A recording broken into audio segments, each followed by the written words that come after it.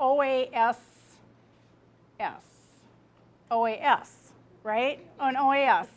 She is the least senior there and she has no bump. Sue wants to know if she is able to bump someone at St. Cloud Tech College. What do you think? I see no's. I see a few yeses, but mostly no's. Correct. She cannot bump because you can only bump in your seniority unit. What is a seniority unit, you ask? It defines the area in which a person may bid and from which an employee is laid off.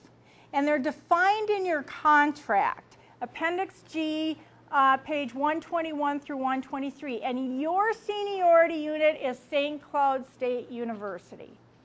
Okay?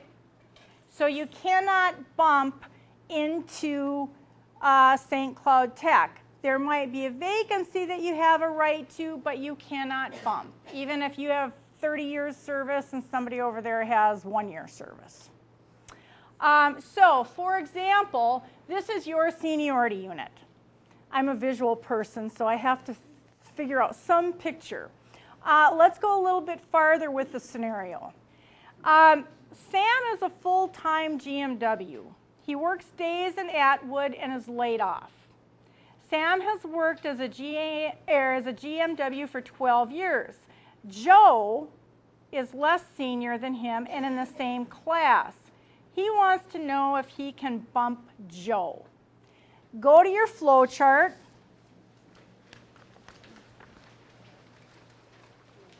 And this position eliminated would be Joe's position, or excuse me, it would be Sam's position, right? So then you go to option 1A. He may bump the least senior in a class option and same shift and work area within 35 miles of current work location. First of all, do people know what a class option is? Yes. Who said that? Who said yes? Me, I've been bumped to lay off before. Do you want to come up? No. It's not fun. No, it's not. It's not. Was the class option involved? What was the class option? What do you mean? What was it? Okay, class option, we're the trades people. Does anybody have a boiler's license? Okay, I believe that's a class option. There are certain special requirements that some jobs have, and sometimes it requires licensure or certification. We see a lot of it well, not surprisingly, I guess, but in the tech colleges. We have lab techs, and sometimes they are required to have some special knowledge of microbiology or whatever their field is they're working in. Some of the trades sometimes need special licensure, electrical licenses and whatnot. Those are class options. Most clerical positions do not have class options attached to them. Okay? And they're listed in the contract.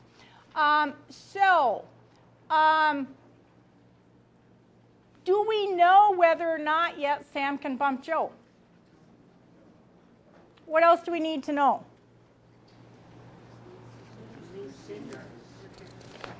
We need to know how senior he is or less senior. What else do we need to know? Where he works. What else? What shift? So, it depends on whether they're in the same work area, shift, employment condition, and class. Now, you have something else in your packet. It's green on the left-hand side.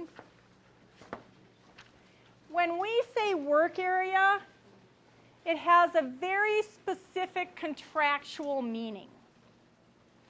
It doesn't just mean that you work in this department and you work in that department. Work areas are established by the employer, and they determine your bumping rights and your bidding rights. Okay? So these are a list of your current work areas. one of the things that I always advise field staff, the business agents, to do when layoffs are pending is get a current list of the work areas. And the leadership, I believe, got this for us, right? And this determines your bumping and your bidding rights. Work areas are defined in the contract. And so if you have any questions, you can look at the definition, but you have to have this sheet, and this is specific and unique to just St. Cloud State University. Judy, Yeah. there are apparently a few changes to this that have been made since we sent it to you. Kim may know what they are. I don't. Okay. And that's why I always say to get a list of work areas, because if they start changing them, we want to know why. Generally speaking, the more work areas, the better, especially for bidding rights, because you can't bid on a vacancy within your own work area, okay? But if they start changing them, then all of a sudden your layoff rights might change. So we want to know what the changes are. We have language in our contract that's very important language. We cannot negotiate with them what the work areas are. However, we do have language that says they cannot change the work areas if it substantially diminishes your bidding rights. So, okay, why don't you click and I'll explain. For example, now we're getting into Article 12 bidding, but this again is why work areas are important. Here's Sam. He works in Atwood. If there was a vacancy here, he could bid on it, okay? If the employer said, you know what, we're going to combine work area 1 and 3, and we're going to go from three work areas to 2 work areas, he no longer would have the ability to bid on that job. So we want to know when they change work areas. And we'll see how it may or may not affect layoff rights. But that's something that the union always wants to keep an eye on. So, and if you are aware of things happening, you know, we count on all of the membership to let us know. So if your supervisor is saying something about, well, that's now not a different work area, you need to let the union know. Okay, so let's just say, for example, Sam works in work area 3. We're calling it work area 3, which is days M&E. What's M&E stand for?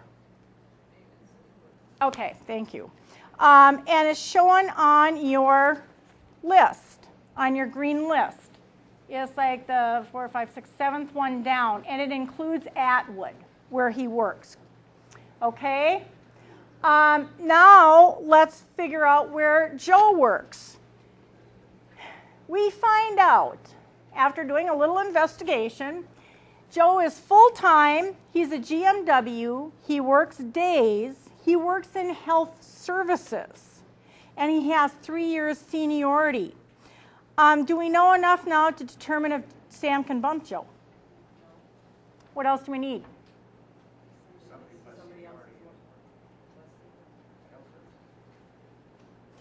Oh, let's say he's the least senior in what work area, where do you find his work area on this green sheet, Joe's work area? Actually, it says GMW days, M&E. Oh, Atwood is in GMW 2nd and 3rd shift. Oh, no, I see. That's right, same work area. Health services and Atwood days, same work area. See what, I'm already confusing you. So, he may bump Joe. He's the least senior, and somebody said, you're right, we have to know if he's the least senior, and yes, he is. I just got word he's the least senior. So he may bump, but may is a very important word. May and must in contract language are worlds apart. That means he has the choice. It means he doesn't have to bump if he doesn't want to. We need to find out if he has any other options.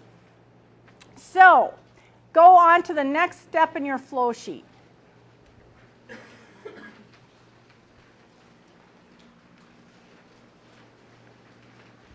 What does it say? Click. He may bump or is a very important word, accept a vacancy in the same class or accept a vacancy in an equal class. So we find out, are there any vacancies on campus? Well, guess what? We find out that Martha is retiring. Martha, our old pal, is retiring. We are going to miss her because she has been a good union steward and a great worker. Martha works in Mitchell Hall, and this will create a vacancy. So, looking on your sheet, what work area is Mitchell Hall in?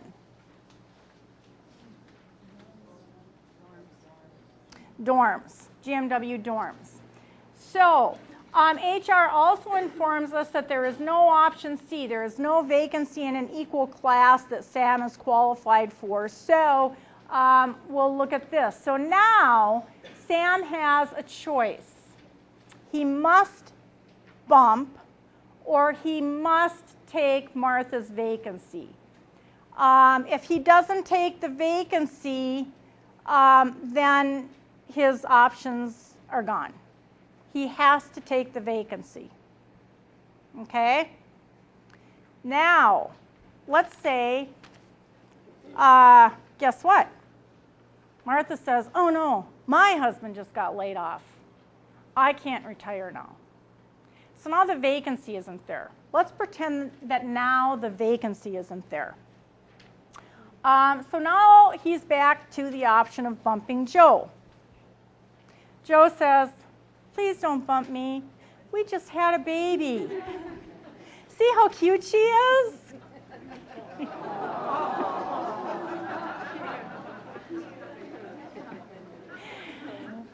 Now, one thing I want to say about bumping, it's not fun to bump. Do you mind if I ask, did you have a bump option when you got laid off? It was at the DNR years ago. Oh.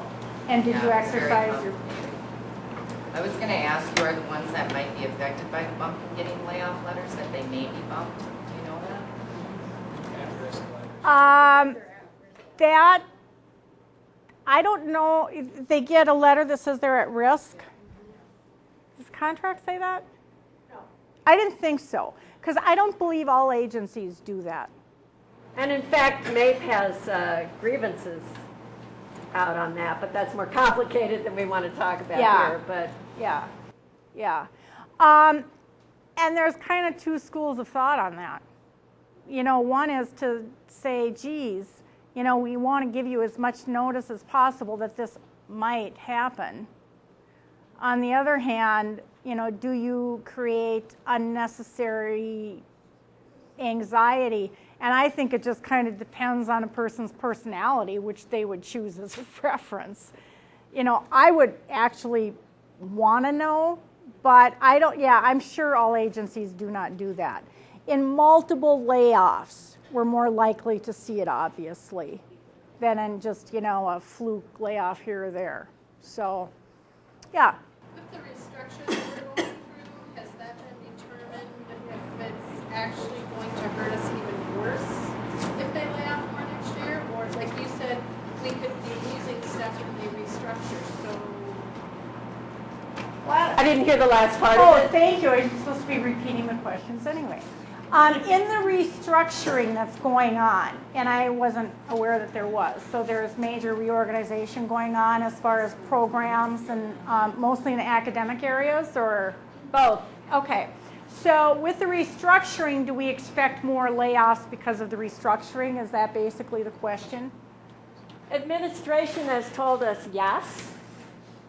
But of course, this goes back to what kind of revenue is in the mix when it comes time. I think that